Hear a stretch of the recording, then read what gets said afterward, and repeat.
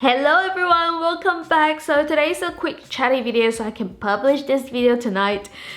So first I want to talk about my current health situation, and if you don't know what I'm talking about, you can check out the links down in the description box. And secondly, a lot of you guys are going through the same issue as well. Like, I have so many comments in those videos, like I have bloating as well. You know, my friends are making fun of me, my family is making fun of my bloating. I don't know what to do, and you know, you just want some help. I totally understand what you guys are going through because I have bloating and cramping issues since I was at a very young age. Since I could remember, I had antibiotics since I was 1, so what do I expect? My gut health is completely destroyed pretty much. So I've never really done anything about it because I used to think that was normal. But this year, I'm so determined and so positive that I can fix this problem. And so guys, hang in there if you have bloating issues. Like, it takes time. Like, some people are gonna take a couple of months, maybe it's gonna take 6 months, but we're gonna get there eventually. So don't lose hope. Okay, going back to the first thing, here's my health update. So when I first started this gut protocol to fix my SIBO and just like other issues in my gut, I was so positive. Like, I thought I was gonna be fixed in a month. I want to be completely honest with you guys that I was really disappointed after a month. For the whole entire month, I was going through like really bad cramping and bloating issues. I've talked about it in my previous health update video, and I don't really want to bore you guys with all the details, but basically I was bedridden for so many weeks. And after a month, I was like, oh my god, like I just couldn't wait to finish the protocol and continue with my life, you know, like do things that I used to be able to do. And after 4 weeks, like after a month, I still couldn't do much. I was still feeling so fatigued on my 5th week. My bloating was not getting any better. Anyway, I had a consultation with my doctor, and turned out that I have more than just SIBO. We're still trying to figure out my problem, so I don't really want to go through like all the details about it yet until we figure out what the heck is the problem. So we're still trying to figure it out, but I'm not losing hope, and I don't want anyone to feel bad for me. I'm feeling a lot happier and I'm a lot more positive right now. Like, I can at least do some body weight workouts. You know, I have my energy back right now. Like, I feel pretty good. So yeah, after a month, on my 5th week, I was still feeling really crappy. Like, I was still having lots of bloating issues, and my fart, oh my goodness guys, it was smelly. I've never had such bad farts before in my life. It was horrible, okay? I know this is TMI or whatnot, but because the bacteria is just like dying and producing a lot of toxins in my body, and that's why I was having so much die-off symptoms. It was like probably like just, you know, trying to get out my body. On my 6th week, that's when I started feeling a lot better. And on that week, I saw my doctor as well, and he told me that it could be more than just SIBO in my situation. If you have gut issues, like for example for me, I've been suffering for this for like 30 years. I can't expect to fix it within a month. I was being way too unrealistic with my expectations at the same time. So, you know, like this is probably gonna take me like more than 3 months, who knows. Like, I hope that I can be fixed within 3 months. I'm really positive still that I can be fixed within 3 months. So after I talked to him, he'd think that I have other like health problems. It could be hernia, it could be low stomach acids, it could be like stress related issues, like it could be other issues. So yeah, I'm not losing hope guys. I'm still working with my doctor about this, and I'll give you guys a better update in the future once, you know, I figure out what my problem is. So yeah, I don't want you guys to feel bad for me. I'm not really feeling bad for myself anymore. I'm not a victim here, okay?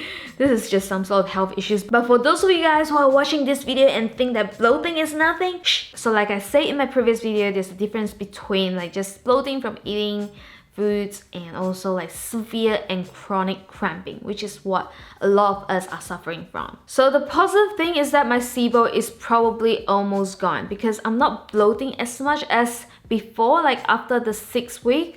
Like right now, I'm on my 7th or 8th week by now, 7th week. I'm not feeling as bloated as before, but I still have bloating. I know some of you guys are gonna be like, oh, I just saw your plank videos, you look pretty like, you know, lean. So I have to record my videos before I eat anything. I just don't think anyone will watch someone that's really bloated, you know, like doing workout videos. So that's the current situation right now. I still bloat from eating. not so much cramping anymore, so I'm really happy about that. And also I got pretty much my energy back. Like I'm feeling a lot more energetic right now, as you can see. Seriously, Chloe, get your act together.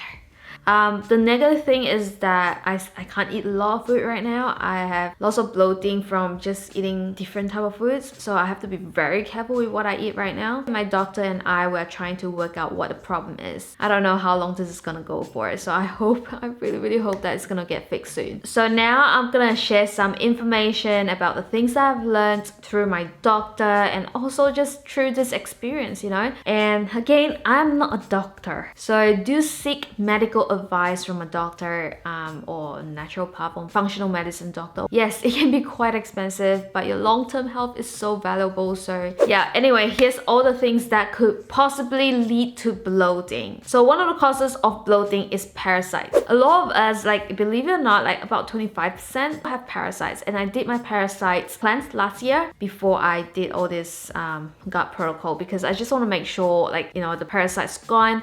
And I saw some bloody worms in my poop. It was nasty, guys. So that's the reason why when I did my stool test, I didn't have parasites anymore, because they were gone. And I was really happy that they were gone. They were in my poop. It was freaking disgusting.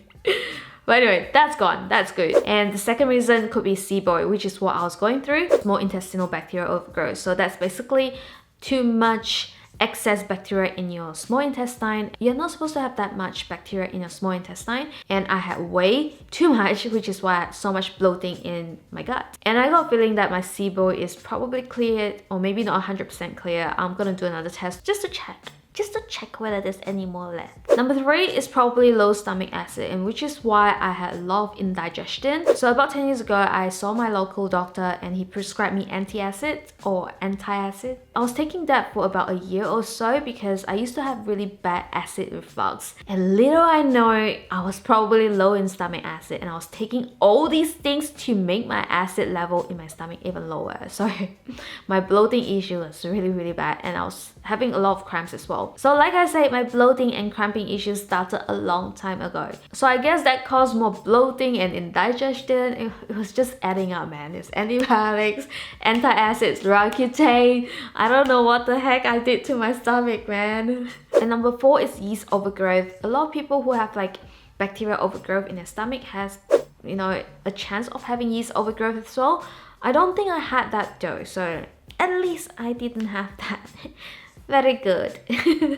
And the next possible reason that causes bloating is hiatal hernia. Again, I don't really know how to pronounce this word, but after speaking to my doctor, he thought that there's a chance that I might have that as well, but it is gonna be very expensive to get myself checked for that. You gotta go to endoscopy, you gotta see a GI specialist. So I haven't done that yet. If I'm not getting any better in 3 months, I'll get myself checked. But that is one possibility, because I was having a lot of indigestion and I just couldn't digest, like even smoothies. Like I was having quite a bit of problem like from smoothies, like seriously. So yeah, that's a possibility. So another couple of causes of bloating could be because you have celiac disease, so you can't digest gluten, or it could be other sort of intolerance, or endometriosis, and also like just like heaps of other digestive related issues as well. Another very possible reason that causes bloating is stress. I've seen a lot of comments in my videos that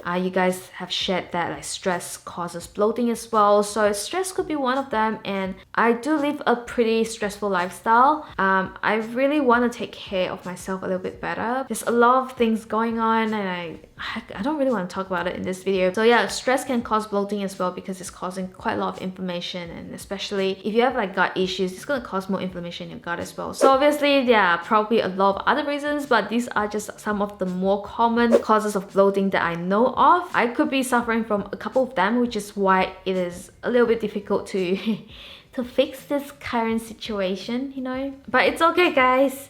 I know it will get better. So I'm just gonna give you guys a couple of tips and advice when it comes to, you know, bloating. First thing is to have a food diary. I know this is super basic and so simple. You must be thinking like, seriously, Chloe, food diary. Are you serious? So guys, ever since I started my food diary, I finally can take care of my bloating issue a little bit better, because there's a lot of food that I'm just not tolerant of right now. Just right now. So for example, I can't really have raspberries and blackberries right now. Like, the reaction is pretty immediate when it comes to raspberries and blackberries for me.